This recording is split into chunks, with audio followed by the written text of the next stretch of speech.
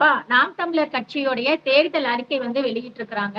அந்த தேர்தல் அறிக்கையில பாராட்டுக்குரிய விஷயங்களா என்ன பாக்குறீங்க? அந்த தேர்தல் அறிக்கை ஒரு பெரிய ஒரு ஆவணம் மாதிரி இருக்கு. ஒரு தொகுப்பு 49 தலைப்புகள்ல விரிவா ஒவ்வொன்றுக்கும் தக்க சான்றுகள் கொடுத்து, உதாரணங்கள் கொடுத்து, பன்னாட்டு அனுபவங்கள்ல இருந்து பெற்ற தரவுகளை கொடுத்து, வெல் டாக்குமெண்டட் ஒரு ஆவணம் அது. முதல்ல இந்த மாதிரி ஒரு தேர்தல் அறிக்கையை மேனிஃபெஸ்டோ தயார் பண்ணது ஒரு பெரிய விஷயம். அதற்கு நாம் தமிழர் கட்சிக்கு பாராட்டுகளை நம்ம தெரிவிச்சுக்கிடுவோம். அதாவது இப்படிப்பட்ட ஒரு சீரியஸான ஒரு ஆழமான சிந்தித்து எழுதப்பெற்ற தரவுகளினுடைய அடிப்படையில் எழுதப்பெற்ற ஒரு வரைவு இது. அது நம்ம பாராட்டுறோம். ஒரு அறிவார்ந்த விதத்துல எழுதப்பட்டது. ஒரு உணர்ச்சி பூர்வமானது மட்டும் கிடையாது. உணர்ச்சிகள் இருக்கு, அதுல உணர்ச்சி கொப்பளிக்கிறதை நம்ம பார்க்கிறோம். அதே சமயத்துல சிந்தனை தெளிவும் அதுல இருக்கு. அதற்கு ஏற்ற சான்றுகளும் இருக்கு. இதுல இருக்கக்கூடிய அந்த 49 டாபிக்கையுமே நம்ம தனித்தனியா விவாதிக்கலாம். ஒவ்வொன்றை பத்தியுமே ஒரு செமினார் போட்டு விவாதிக்க வேண்டியது. அதாவது ஒரு ஒரு தமிழ்நாடு அளவுல ஒரு ஸ்டேட் லெவல் செமினார் அல்லது இன்டர்நேஷனல் செமினார் ஆன் தமிழ் அப்படி போட்டு தமிழ், தமிழ்நாடு, தமிழ்நாட்டு அரசியல் இந்த தலைப்புகள்ல விவாதிப்பதற்கு போதுமான உள்ளடக்கம் உள்ளதாக இருக்கு. ஒவ்வொரு டாபிக்கை பத்தியுமே ஒரு 2 நாள் 3 நாள் இன்டர்நேஷனல் கருத்தரங்கு போட முடியும். அப்படி உள்ளடக்கம் உள்ள ஒரு ஆவணம் இது. அதை நம்ம பாராட்டுறோம், அதை நம்ம பதிவு செய்யறோம். ஏன்னா நான் தமிழ்ல ஆர்வம் நமக்கும் இருக்கிறதுனால, அடுத்து கல்லூரி பின்புலத்துல இருந்து வந்திருக்கிறதுனால இதனுடைய முக்கியத்துவம் என்ன அப்படின்றது தெரியுது. போற போக்குல என்ன சீமான் என்ன கண்டதையும் சொல்லியிருக்கிறாரு, அப்படி இல்லை கண்டதையும் சொல்லல. நாம் நம்ம காண வேண்டியவற்றை எல்லாத்தையுமே இதுல சொல்லி இருக்கிறாரு அப்படின்னு தான் சொல்லணும். இது இதுல நம்ம அக்ரி பண்ணணும்னு அவசியம் கிடையாது. அதாவது இதுல சொல்லி இருக்கிற ஒவ்வொரு பாயிண்ட பற்றியுமே வாதம் பிரதிவாதம் இருக்கும். 2 பக்கமுமே விவாதிக்க முடியும். விவாதிச்சு இறுதியா ஒரு கருத்து ஒருமையே நமக்கு வர முடியும். அந்த விதத்துல இதை நம்ம பாராட்டுறோம். தொடக்கத்திலே அதை பதிவு செய்யறோம். 2வது, இதுல எடுத்திருக்கக்கூடிய அந்த டாபிக்ஸ் 49 டாபிக் இருக்கு, சாப்டர்ஸ் சொன்னோம் இல்லையா, ஒவ்வொன்றுலையும் தேர்ந்தெடுத்த அந்த டாபிக் இருக்குது பாத்தீங்களா, அதுவுமே ரொம்ப பொருத்தமான டாபிக்களா இருக்கு. அதாவது இன்றைய சூழ்நிலையில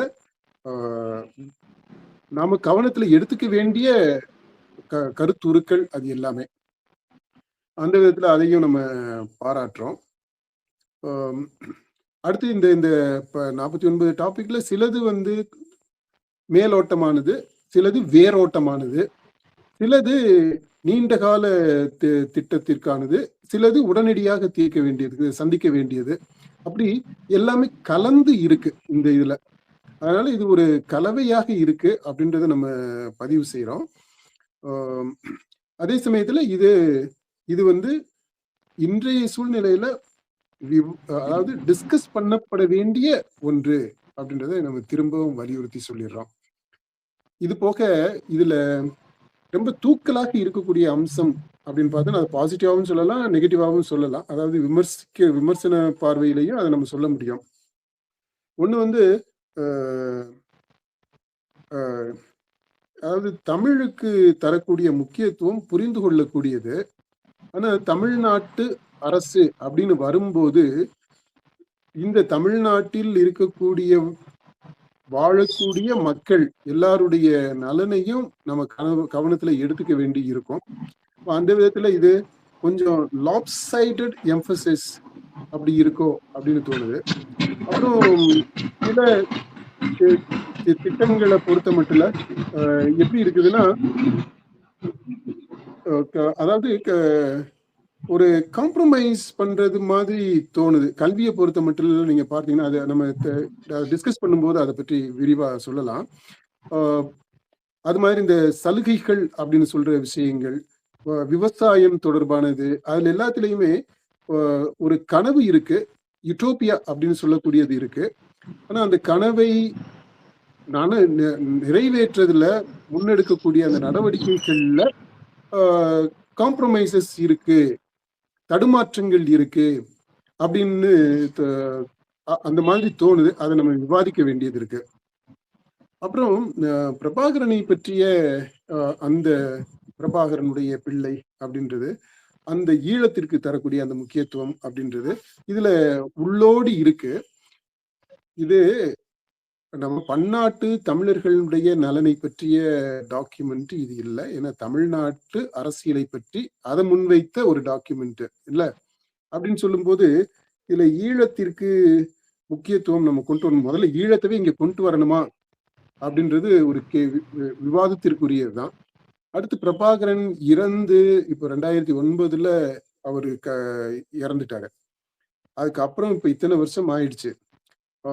பிரபாகரனுடைய தாக்கம் ஈழத்திலேயே குறைஞ்சிட்டு வந்துருச்சு. அதாவது ஒரு காலகட்டத்துல அவர் வாழ்ந்த காலத்துல பிரபாகரனுடைய அணுகுமுறை, அவருடைய இருப்பு, அவருடைய செயல்பாடு, அந்த ஆளுமை, அதற்கான தேவை இருந்துச்சு, அவருடைய வழிநடத்துதல் தேவைப்பட்டுச்சு. ஆனா இப்போ காலங்கள் மாறிடுச்சு, சூழ்நிலைகள் மாறிடுச்சு, நம்முடைய வாழ்வியல் முறைகளுமே மாறிடுச்சு, நம்முடைய எல்லாமே மாறி இருக்கு, உலகமே மாறிக்கிட்டு வருது. அது ரொம்ப எவ்வளவு வேகமா மாறிக்கிட்டு வருது பாத்தீங்களா? இப்போ இந்த போர் நடக்கக்கூடிய சூழ்நிலையில நம்ம பாக்குறோம், எங்க என்ன நடக்கும், யாருக்கு என்ன ஆகும் அப்படின்றதே தெரியல. அப்படிப்பட்ட ஒரு காலம் இருக்கும்போது இன்னும் அதுக்கு அளவுக்கு அதிகமான முக்கியத்துவம் கொடுத்து அதுல இருந்துதான் நம்ம எல்லாமே பெறுறோம் அப்படின்றது மாதிரி நம்ம சொல்லணுமா அப்படின்றது. ஏன்னா ஒரு குறிப்பிட்ட காலத்துக்கு அப்புறம் எல்லாமே we become irrelevant. Even ideologies, கருத்தியல்கள் காலாவதியாகி விடுகின்றன, ஆளுமைகள் காலாவதியாகி விடுகிறார்கள். இதெல்லாம் இயல்பாக நடக்கக்கூடியது. அதை ஏத்துதான் ஆகணும். இப்ப அதனால அந்த விதத்துல நம்ம பார்க்கும்போது வரலாற்று ரீதியாக ஒவ்வொரு காலகட்டத்திலையும் ஒரு மனிதர் இருக்கிறாங்க. அந்த மாமனிதர்களுடைய வழிநடத்துதல் தேவைப்படுது. அவர்களுடைய கருத்தியல் ஒரு மாற்றத்திற்கு ஆன உந்து விசையாக இருந்திருக்குது அப்படின்றது எல்லாத்தையுமே நம்ம மறுக்கல, ஏற்றுக்கிறோம். இன்றைய சூழ்நிலையில இன்றைக்கு அப்படிப்பட்ட ஒரு மனிதத்தை புரட்டி போடக்கூடிய, குறைந்தபட்சம் தமிழ்நாட்டு அளவுல மாற்றத்தை கொண்டு வரக்கூடிய ஒரு மாபெரும் சக்தியாக சீமானையும் நாம் தமிழரையும் நம்ம பார்க்கிறோம். அந்த மாதிரி தான் நம்ம கொண்டு போகணுமே தவிர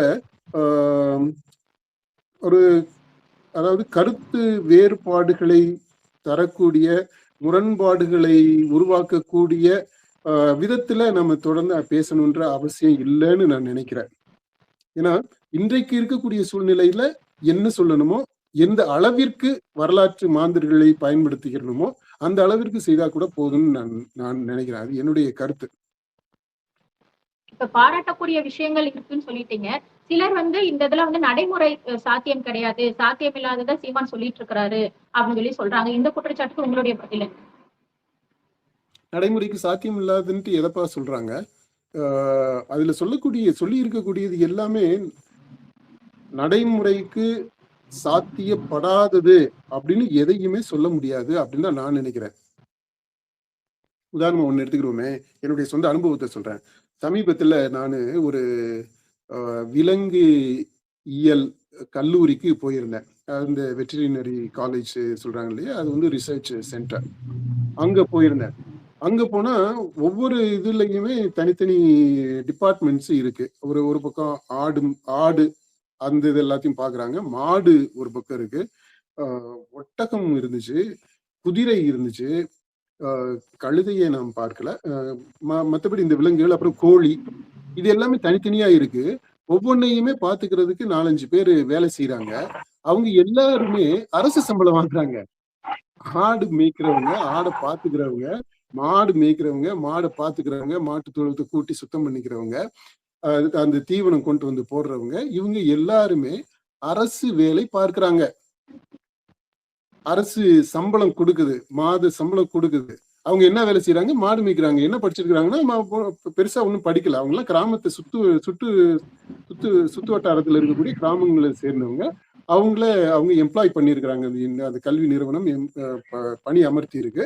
அவங்களும் ஒரு அரசு ஊழியர் மாதிரி அவங்களுக்கு சம்பளம், சலுகை, அந்த விடுப்பு இது, பென்ஷன் இது பற்றி நான் விசாரிக்கல.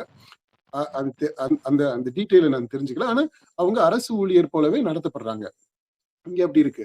அதே மாதிரி இன்னொரு இதுல இந்த தோட்டக்கலைத்துறை அந்த கல்லூரிக்கு நான் போயிருந்தேன். அது ஒரு ஆராய்ச்சி நிறுவனம்.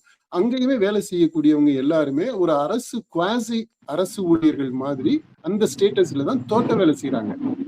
களை எடுக்கிறவங்க, புல்லு புடுங்குறவங்க, இந்த நாக்கு வெட்டுறவங்க, தண்ணி பாய்ச்சுறவங்க, நிறைய பேர் லேடிஸ் இருக்கிறாங்க, ஜென்ஸ் இருந்தாங்க. 50 பேர் 100 பேருக்கு மேல அங்க வேலை செய்வாங்க. அவங்க எல்லாருமே ஒரு அரை அரசு ஊழியர் மாதிரி பணியில இருக்கிறாங்க. இப்போ இந்த மாதிரி ஏற்கனவே இந்த விவசாயம் பண்றவங்களையும் ஆடு மாடு மேய்க்கிறவங்களையும் அரசு ஊழியர்கள் ரேஞ்சில நடத்த முடியும் அப்படின்னா ஏன் தமிழ்நாடு முழுக்க இதை இம்ப்ளிமெண்ட் பண்ண முடியாது? கண்டிப்பா பண்ண முடியுங்க. அதனால இது நடைமுறைக்கு சாத்தியம் இல்லாதது கிடையாது. அங்கிருந்து ஊர்ல இருந்து அவரு அந்த இதுல சொல்லி இருக்கக்கூடியது, அப்புறம் பிரஸ் மீட்ல அவரு சீமான் விளக்குனதுமே ரொம்ப நல்லா இருந்தது. இது எல்லாமே நடைமுறைப்படுத்தக்கூடிய விஷயங்கள் தான். என்னை பொறுத்த மட்டும் இல்ல, நிச்சயமாக இதை நடைமுறைப்படுத்த முடியும்.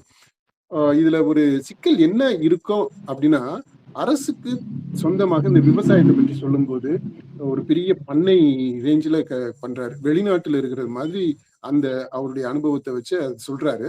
இங்க அப்படி அரசு பண்ணையாக வைக்கணும், ஆயிரக்கணக்கான ஏக்கர் நிலம் இருக்கணும் அப்படின்னா தனியார்கிட்ட இருந்து தான் அந்த நிலங்களை வாங்க வேண்டியிருக்கும். அதையுமே சொல்றாரு, குத்தகைக்கு எடுத்து பண்ணலாம் அப்படின்ட்டு.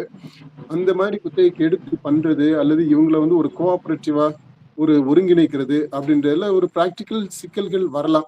ஏன்னா எல்லாருமே ஒன்னா சேர்ந்து வருவாங்களான்னு தெரியல. ஏன்னா இங்க கட்சி அரசியல் இருக்கு, ஜாதி அரசியல் இருக்கு. இப்போ அந்த பிராக்டிக்கலா சில இடைஞ்சல்கள் வரலாம்.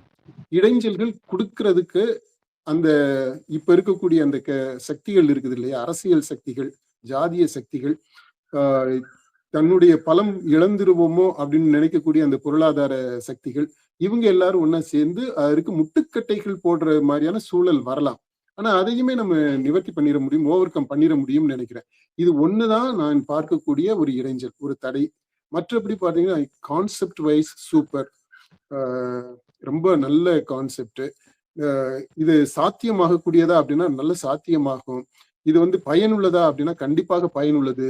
இது எல்லாருக்குமே, இது நம்ம சொல்றோம்ல வீட்டுக்கு ஒருத்தருக்கு அரசு வேலைன்னு, அப்படி எல்லாம் இல்ல. வீட்டுக்கு ஒருத்தருக்கு வேலை கொடுக்கறதெல்லாம் வேலைக்கு ஆகாது. ஏன்னா வீட்டுல ஒருத்தருக்குன்னா யாருக்கு கொடுப்பீங்க? புருஷன் பொண்டாட்டி 2 பிள்ளைங்க, பையன் பொண்ணு இருக்கிறாங்கன்னு வச்சுக்கிறோம். இல்ல யாருக்கு வேலை கொடுப்பீங்க? ஒரு ஆளுக்கு வேலை கொடுத்தா பையனுக்கு வேலை கொடுப்பீங்க. பையனுக்கு வேலை கொடுத்தா அவன் கல்யாணம் பண்ணிட்டு போயிட்டான்னா இந்த பொண்ணை யாருக்கு கல்யாணம் பண்ணி கொடுப்பா? இந்த அப்பா அம்மா வயசான காலத்துல யாரு காப்பாத்துவா? நிறைய குடும்பங்கள்ல அப்படித்தான் நடக்குது. அவன் பாட்டுல கல்யாணம் பண்ணிட்டு போயிடுறான், பெத்தவங்களை விட்டுட்டு போயிடுறான். இவங்க கஷ்டப்பட்டு படிக்க வச்சிருப்பாங்க, படிக்க வச்சு வேலை கிடைக்கிறது வரைக்கும் அவங்கதான் பெத்தவங்க தான் பார்த்திருப்பாங்க. வேலை கிடைச்ச உடனே கல்யாணம் பண்ணிட்டு அவன் பாட்டுல பொண்டாட்டி சொல்றது கேட்டுட்டு போயிடுறான். இது மாதிரி பொண்ணுனாக்க இப்போ இன்னொருத்த இடத்துக்கு கட்டி கொடுக்க வேண்டியதாகி போயிடும், கட்டி கொடுத்துருவாங்க. பெத்தவங்க கடைசி வரைக்கும் அனாதைகளா தான் போயிடுறாங்க. அந்த மாதிரி சூழ்நிலைதான் இருக்கு. அப்ப என்ன செய்யணும்னா அவங்களுக்கும் வேலை இருக்கணும், வேலைக்கு உத்தரவாதம் இருக்கணும். அதாவது தமிழ்நாட்டில் பிறந்த ஒவ்வொரு குடிமகனுக்கும் குடிமகளுக்கும் சாகிறது வரைக்குமே வேலைக்கான உத்தரவாதம் இருக்கணும். அது வருமானத்திற்கான உத்தரவாதம் இருக்கணும். அது செலவுக்கு வரக்கூடிய ஒரு தொகை, உதவி தொகைக்கு, அந்ததுக்காவது உத்தரவாதம் இருக்கணும். அப்பதான் அவங்க கௌரவமா பிழைக்க முடியும். அந்த கௌரவமான வாழ்க்கைக்கு உத்தரவாதம் இந்த சீமானுடைய திட்டங்கள்ல இருக்கு அப்படின்னு நான் பாக்குறேன். அது அவங்கவுங்க வாழக்கூடிய சூழ்நிலையிலேயே இருக்கக்கூடிய அந்த ரிசோர்சஸை வச்சு அங்கேயே ஒரு கௌரவமான அரசு வேலைன்னா அந்த இன்வெர்டட் கமாஸ்ல தான், அது அரசு வேலைக்கு நிகரான கௌரவமுடைய ஒரு வேலை. ஏன்னா பணி பாதுகாப்பு, ஒரு உத்தரவாதமான ஒரு குறைந்தபட்ச ஊதியம், இதுதானே நமக்கு தேவை. அது எங்க கிடைக்குதோ அது அந்த வேலை சரியான வேலையாக இருக்கும். அதற்கு இந்த சீமானுடைய திட்டங்கள் எல்லாமே உத்தரவாதம் தரக்கூடியதாகத்தான் நான் பாக்குறேன். அந்த விதத்துல ஐ திங்க் இது ரொம்ப, அதாவது கிவ் இட் அ ட்ரை, முயற்சி பண்ணி பார்க்கணும். இது பூராமே வெளியில இருந்துகிட்டு எல்லாம் எல்லாம் என்ன படிச்சு பெரிய நீங்க என்ன கிழிக்க போறீங்க இதுல இதுல கௌரவம் என்ன தொழில செய்யற தொழில் அதையுமே சீமான் அந்த அறிக்கைகள் எல்லாம் பல இடங்களில் சுட்டி காட்டி இருக்கிறாரு. செய்யும் தொழில் எதுவாக இருந்தாலும் அது தெய்வம். எல்லா தொழிலுக்குமே முக்கியத்துவம் இருக்கு. இப்ப என்னன்னா சீமான் தத்துவ இந்த அவர் சொல்லி இருக்கிறது படி ஒரு வேலைக்கு கடைநிலை வேலைன்னு ஒண்ணு சொல்லுங்களேன். எந்த வேலையை சொல்லுவீங்க நீங்க? துப்புரவு பணியாளர்கள் வேலையே இழிவான வேலை.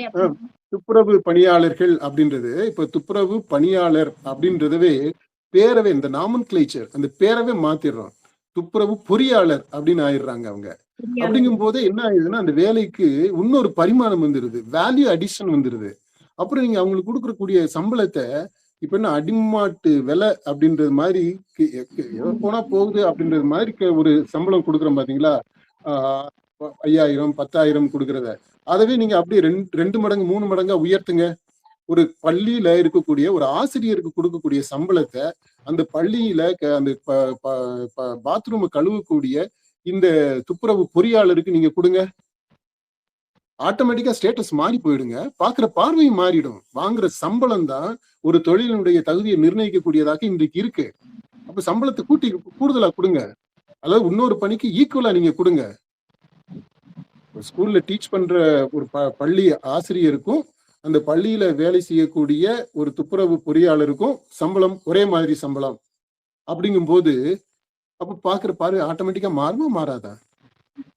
கண்டிப்பா மாறும். சோசியல் ஸ்டேட்டஸே மாறிடும். இப்ப இதுதான் இந்த மாதிரியான மாற்றம் தான். ஒண்ணு சிந்தனை அளவுல மாற்றம் இருக்கணும். பண்பாட்டில் நம்ம உளவியல் ரீதியாக ஒவ்வொருத்தருடையுமே ஒரு மாற்றம், சமூக உளவியல் ரீதியாக மாற்றம் வரணும், அரசியல் ரீதியாக மாற்றம் வரணும். அப்புறம் தான் இந்த அதுக்கு எல்லாத்துக்குமே இந்த பொருளாதார ரீதியான இந்த சமநிலைப்படுத்துறது அப்படின்றது உதவியாக இருக்கும். சுய கௌரவம் அப்படின்றது இது எல்லாத்துக்குமே உதவியாக இருக்கும். இப்போ அவர் மொத்த சிஸ்டத்தையே மாத்தணும் அப்படிங்கறது மாதிரிதான் அவர் சொல்லியிருக்கிறாரு. இந்த மாதிரி மாற்றங்களுக்கு மற்ற அரசியல் கட்சிகள் கண்டிப்பா எதிர்ப்பு தான் தெரிவிப்பாங்க. அந்த மாதிரி எதிர்ப்பு தெரிவிக்கிறப்போ அதையும் தாண்டி இவரால நடைமுறைப்படுத்த முடியுமா? அதான் சிஸ்டம் முழுக்க ஒரே நாள்ல ஓவர் நைட்ல மாத்த முடியாது. எதெல்லாம் மாத்த முடியுமோ அதெல்லாம் மாத்தலாம். நான் ஏற்கனவே இந்த உதாரணத்துக்கு சொன்னேன் இல்லையா, அந்த நிலத்தை விவசாயம் பண்றதுக்கு ஒரு பண்ணையா அமைக்கணும் அப்படின்னா அந்த பண்ணையை அமைக்கிறதுலயே இந்த ஏற்கனவே இருந்த அரசியல் பழந்தின்னு கொட்டை போட்ட ஆட்கள் இருக்கிறாங்க இல்லையா, அவங்க எல்லாம் ஒரு முட்டுக்கட்டையை போடதான் செய்வாங்க. நிர்வாக ரீதியான பிரச்சனைகளுக்கு இவர் மாற்றங்களுக்கு கண்டிப்பா மற்ற கட்சிகள் ஏன்னா ஏற்கனவே அவங்க ஆட்சி பண்ணிருக்கிறாங்க. அப்ப கண்டிப்பா மாற்றம் வருங்கிறப்போ எதிர்ப்பு தெரிவிக்கத்தானே செய்வாங்க. கடுமையான எதிர்ப்புகள் இருக்குல்ல. ஆமா அதான்ப்பா. அது இத பல நிலைகள்ல இம்ப்ளிமெண்ட் பண்ண வேண்டிய திட்டங்கள். இது எல்லாமே ஒரே நாள்ல ஒரே டயத்துல பண்ணக்கூடியது இல்ல. இது கொஞ்சம் கொஞ்சமாக செய்ய வேண்டியது. சிலது உடனடியாக செய்ய முடியும். சிலது மத்திய மாநில அரசுகள் சேர்ந்து செய்ய வேண்டிய திட்டங்களா இருக்கும். சிலது நம்ம இப்போதைக்கு ஒரு மாநில அரசால செய்யவே முடியாததாக இருக்கும். முழுக்க மத்திய அரசு சார்ந்ததாக இருக்கு. இவர் சொல்லி இருக்கிறதுல நிறைய விஷயங்கள் அப்படி இருக்கு.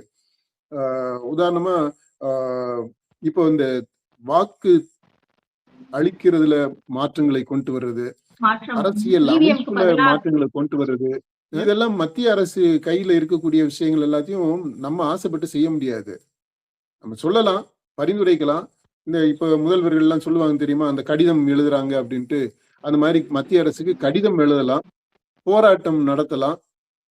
ஒரு குறிப்பிட்ட அளவுக்கு மேல எதுவும் செய்ய முடியாது. நீங்க எல்லை மீறி போறீங்க அப்படின்னு தெரிஞ்சுன்னா அவங்க கைவசம் இருக்கு, அவங்க ஆட்சியை கூட கலைக்க முடியும்